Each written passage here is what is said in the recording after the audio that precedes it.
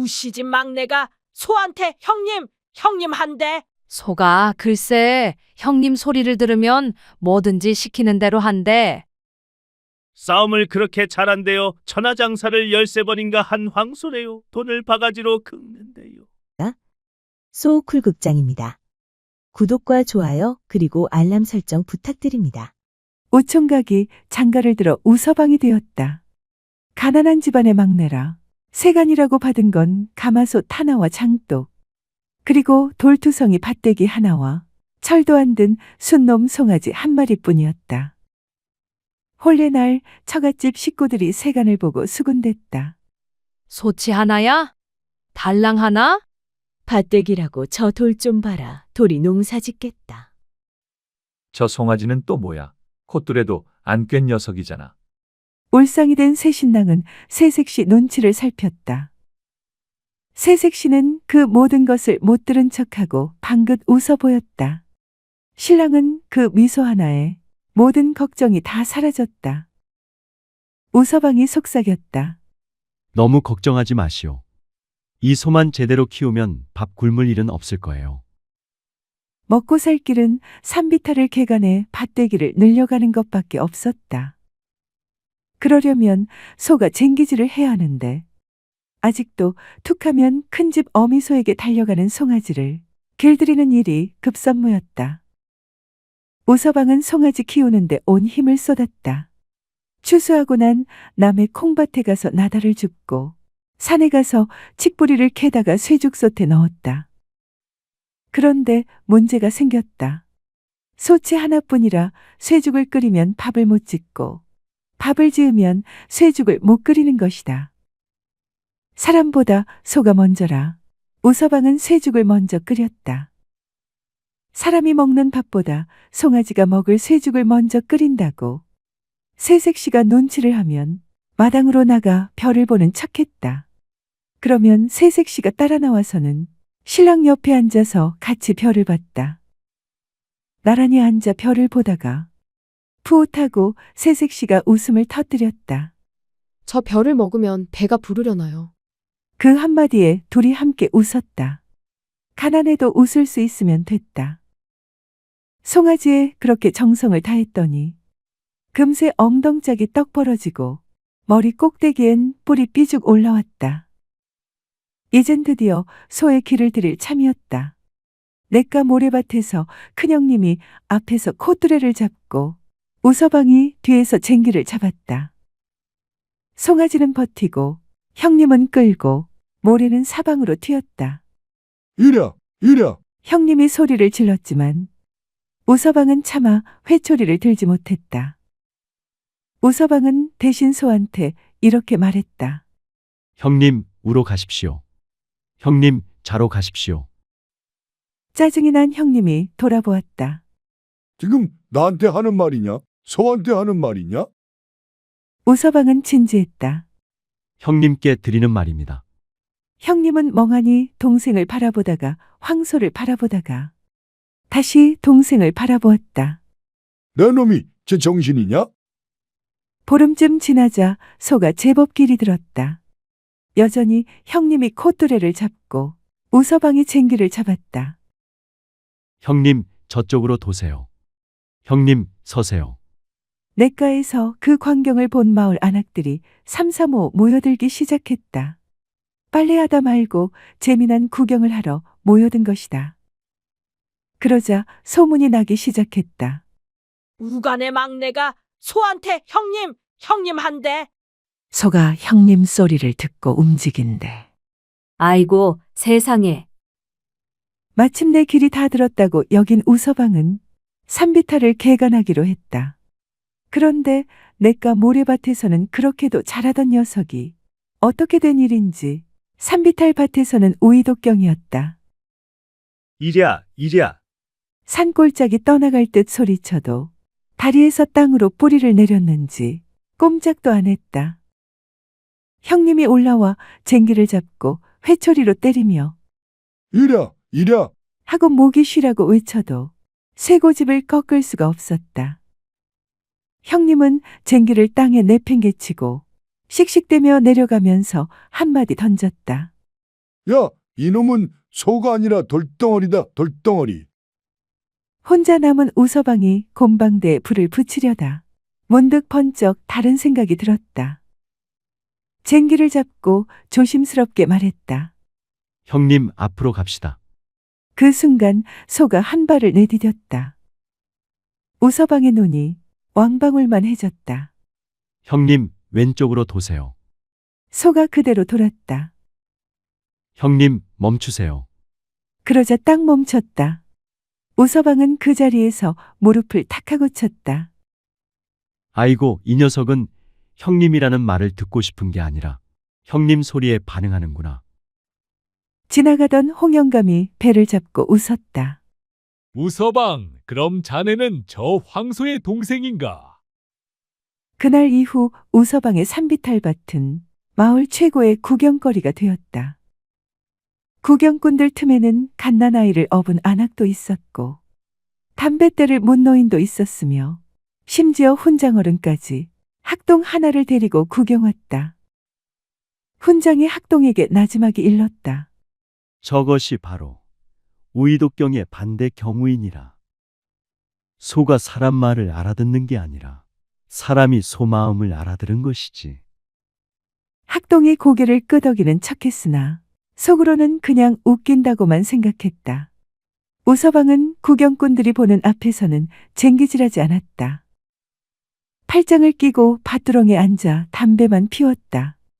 구경꾼들의 발길이 끊어지면 비로소 쟁기질을 시작했다.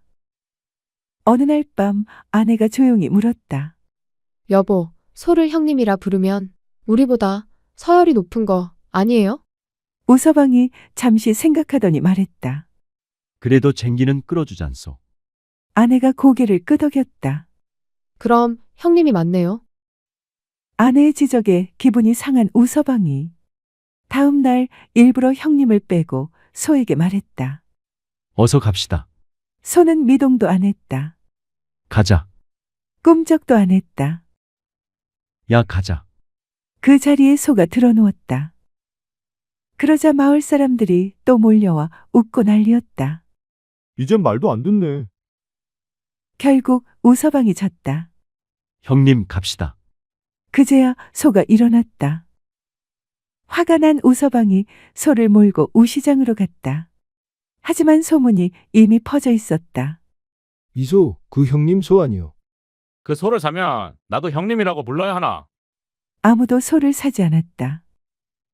한 장사꾼이 물었다. 소를 살 테니 형님이라고 안 부르게 할 수 있어? 우서방이 고개를 저었다. 그건 제 능력으로 안 됩니다. 장사꾼이 혀를 찼다. 그럼 소가 아니라 형님을 파는 셈이네. 화가 나기도 하고 내친김에 도축장으로 갔다. 그런데 소가 그 앞에서 멈춰섰다. 그리고 그 큰 눈에서 눈물이 뚝뚝 떨어졌다. 우서방의 손이 떨렸다.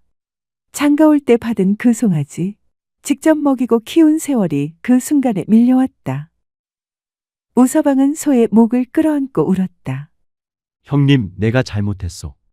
결국 발걸음을 돌렸다. 집으로 돌아오니 아내가 대뜸 물었다. 소 팔았어요? 우서방은 한동안 말을 못했다. 그게 아내는 마당에 버티고선 황소를 보더니 푹 하고 한숨을 한번 내쉬었다. 그러고는 여물통에 여물을 듬뿍 퍼담았다.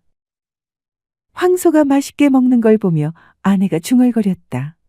아주버님, 많이 드세요. 눈이 동그래져서 색시를 봤더니 색시는 아무렇지도 않은 얼굴이었다. 그날 밤 우서방은 정성을 다해서 색시를 안아줬다. 그런데 어제 집으로 돌아오던 길에 우서방은 이상한 일을 겪었다. 외나무 다리에서 덩치 큰 황소와 마주쳤는데 상대 소가 으르렁거리며 밀어붙였다. 그 순간 우서방의 소도 지지 않고 대들었다. 그때 우서방이 말했다. 형님, 밀어붙이세요.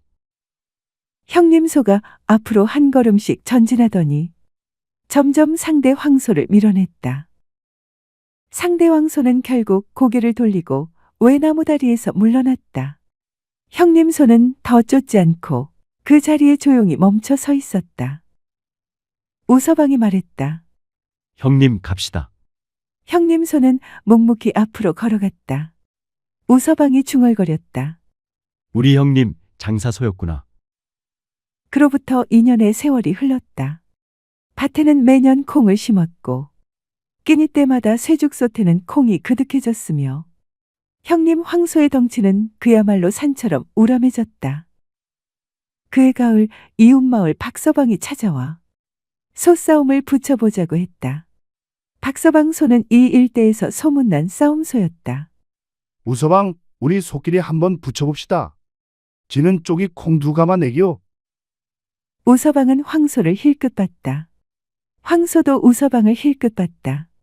형님 어떻게 하시겠습니까? 황소가 콧김을 팍 내뿜으며 앞발로 땅을 굴렀다. 소싸움 날 온 마을 사람들이 몰려들었다. 박서방 소가 먼저 돌진해 왔다. 우서방네 황소는 옆으로 가볍게 빠지더니 어깨로 옆구리를 밀었다. 박서방 소가 비틀거렸다. 우서방이 외쳤다. 형님 계속 밀어붙이십시오. 우서방의 말을 들은 황소가 진짜로 밀어붙였다. 박서방 소가 꽁무니를 뺏고 구경꾼들이 뒤집어졌다. 박서방은 울먹이면서 콩 2가마를 내놓았다. 그날 이후 소싸움에 만나가면 13전 13승, 형님 황소는 패배한 적이 없었다. 이 고을 저 고을에서 소싸움 대회를 열었다 하면 우서방의 형님 황소가 장사가 되었다. 형님 옆구리를 파고드세요. 형님 계속 밀어붙이세요. 형님 조금만 더 버티세요. 소싸움 대회장에는 폭소가 터졌다. 어떤 이는 뒤로 넘어지며 웃고 어떤 이는 무릎을 치며 웃었다. 그러다가 우서방네 황소가 이기면 또 와락 함성이 터졌다. 단오에는 금송아지, 칠석에는 송아지 1마리, 추석에는 금 20돈.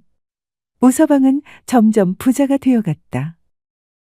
어느 해 추석, 우서방은 마당에 돗자리를 깔고 황소 앞에 술 한 잔을 따라 놓았다. 새색시, 아니 이제는 아이 셋을 둔 아내가 그 옆에서 웃었다. 여보, 형님한테 절이라도 해야 하는 거 아니에요? 우서방은 멋쩍게 웃다가 정말로 황소 앞에 공손히 허리를 숙였다. 형님 덕분에 잘 먹고 잘 살고 있습니다. 황소는 콧등에 잡힌 주름을 움직이며 여물을 되새겼다. 마치 아 그래 잘 됐네 하는 것 같았다. 금송아지의 황금 20돈까지 휩쓸며 고을 최고의 부자가 된 우서방. 이제 산비탈 밭은 남부럽지 않은 옥토가 되었고 형님 황소 외양간은 웬만한 기와집 안방보다 깨끗해졌다. 그런데 언제부터인가 형님 황소가 쇠죽을 멀리하기 시작했다. 우서방이 정중하게 형님 고소한 콩물이 왔습니다. 한 사발 하시지요. 라고 해도 황소는 먼 산만 바라보며 푸푸하고 한숨만 내쉬었다.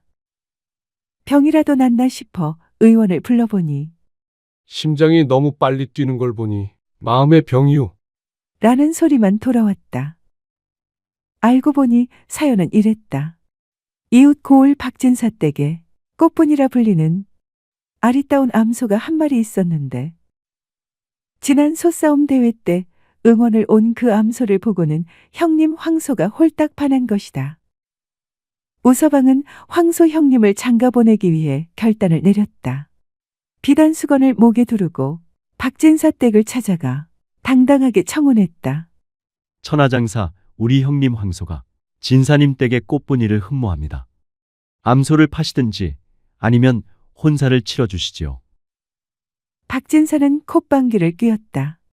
소싸움이나 하는 거친 황소에게 내 금지옥엽 꽃분이를 줄 순 없네. 진정 우리 꽃분이와 짝을 맺어주고 싶거든. 이번 가을 풍년제 때 열리는 수레 끌기 대회에서 우승해 보게나. 쉽지 않을 것이네.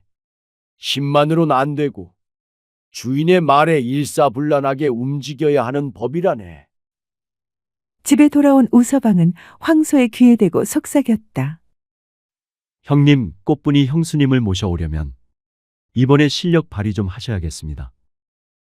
그 소리에 죽어가던 황소의 눈에 번쩍 불이 켜졌다. 그날로 황소는 쇠죽 3그릇을 뚝딱 비우고 연습에 매진했다. 가을 풍년제 당일, 여러 마을에서 사람들이 구름처럼 몰려들었다. 쌀가마니가 산더미처럼 쌓인 수레가 있었다. 다른 소들은 그 수레를 끄는 신용만 하다 앞다리가 꺾이기 일쑤였다. 드디어 형님 황소의 차례. 우서방은 평소처럼 쟁기를 잡듯 수레 뒤를 잡고는 전보다 훨씬 공손하고 간절하게 외쳤다. 형님, 저기 꽃분이 형수님이 지켜보고 계십니다. 채통을 생각해서라도 한 걸음만 떼 주십시오. 우서방의 말이 떨어지기 무섭게 황소는 뒷발에 힘을 빡 주더니 땅바닥에 발톱이 박힐 정도로 힘을 썼다. 구경꾼들은 배꼽을 잡았다. 아이고, 세상에 암소에게 형수님이라니. 우서방, 저러다 암소한테 절까지 하겠네. 하지만 웃음소리는 이내 함성으로 변했다. 형님 황소가 콧김을 뿜으며 무거운 수레를 마치 평지를 걷듯 끌어버린 것이다. 결승선을 통과하자마자 황소는 꽃분이가 있는 쪽을 향해 세상에서 가장 우렁찬 소리로 음메. 하고 사랑의 세레나데를 불렀다. 결국 박진사는 꽃분이를 우서방내로 보냈다. 홀레날 우서방은 형님 황소의 뿔에 빨간 댕기를 메어주고 꽃분이 암소의 이마에는 연지곤지를 찍어주었다. 우서방은 동네 사람들을 초청해 소 잡는 잔치가 아니라 소 장가 보내는 잔치를 벌였다. 우서방이 술상을 차려놓고 소부부 앞에 큰 절을 올리며 말했다. 형님, 형수님, 백년해로 하시고 금송아지 술술 낳아주십시오. 그로부터 10달 뒤 우서방네 우양간에는 형님 황소를 쏙 빼닮은 튼튼한 송아지가 태어났다. 우서방은 이제 그 송아지를 보며 허허 웃었다. 자, 조카님. 숙부가 맛있는 콩죽 쏘았으니 어서 드세요. 형님 황소와 우서방에 관한 이야기는 경상도 영천지방에서 내려오는 이야기이다. 들어주셔서 고맙습니다. 토요일은 감동적인 사연이나 간절한 기도가 만든 영험 등을 찾아서 올리겠습니다.